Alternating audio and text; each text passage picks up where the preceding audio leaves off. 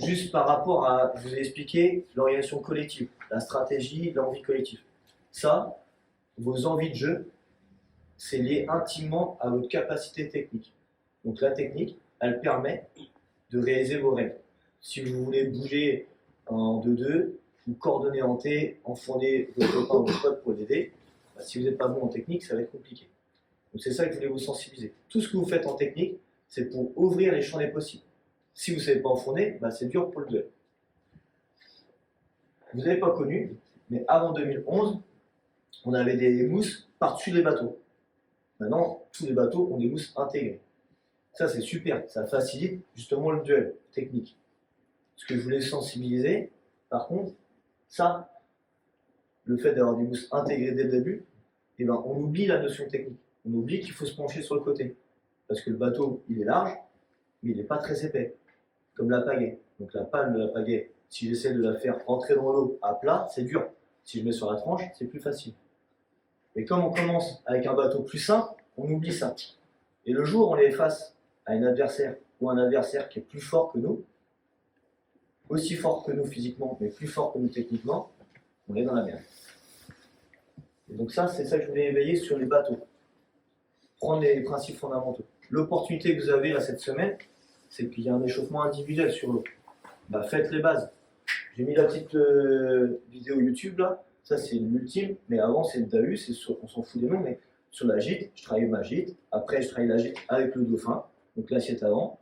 Et ça permet, c'est les fondamentaux techniques. C'est comme, c'est vieux, mais Zizou, c'est un grand joueur de football, mais il faisait ses petites gammes tout le temps, quoi. Et ben, faites vos gammes, un petit peu tous les jours. C'est bon là-dessus? Par rapport au ballon, alors après, ça, c'est les formes de bateau. Okay. Par rapport au ballon, c'est la même chose. Ce qui arrive au niveau international, c'est la colle. Est-ce que certains ou certaines, vous utilisez déjà de la colle? Qui utilise de la colle ici? Paul? Bah, occasionnellement, ouais. Ok, occasionnellement. On aime, ouais. Ok. La colle, c'est super. Pourquoi c'est super? Parce que ça nous permet de découvrir d'autres gestes techniques. Moi, je trouve ça très bien. Mais c'est comme l'évolution des bateaux.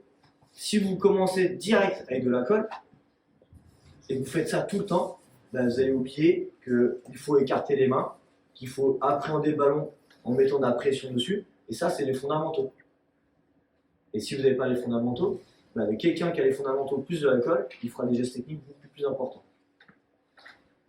Est-ce que c'est bon là-dessus? Ouais. Ça me fait part que sur le shoot, certains ou certaines, aujourd'hui, vous faites du lancer de poids. Vous prenez le ballon par en dessous et vous poussez. Alors que normalement, on va agripper le ballon, chercher derrière le plus loin possible et shooter. Ou alors, on peut faire rapidement les pivots, prendre le ballon, aller derrière et shooter. Genre comme ça. Et il faut en tout cas tenir le ballon, il faut faire des mouvements dans tous les sens. Quand on apprend, il faut faciliter les choses. Donc si je veux apprendre ce mouvement de balancer le ballon sur le côté, si je commence direct avec un taille 5 lisse, je n'arriverai jamais à le faire. Par contre, si je commence avec un taille 3, ben, je vais pouvoir appréhender le ballon, bien prendre la pression, puis après une fois que j'ai réussi 100% réussite ou 80% réussite, je passe sur le taille 4. Je mets une difficulté supplémentaire. Et après je passe sur le taille 5, quand vous serez plus grand. Ça c'est facilité. Et la colle c'est la même chose. Au début, pour apprendre un geste technique, je peux mettre de la colle. Comme ça je le découvre. Une fois que je sais que je suis capable de le faire, j'enlève la colle. Quand j'enlève la colle, j'ai un ballon qui est plutôt nickel. Je fais le geste technique. Ok, je vais encore travailler là-dessus. Parce que des fois, je suis fatigué, j'ai plus de physique. Et ben, je fais la même chose avec un ballon de foot. Là.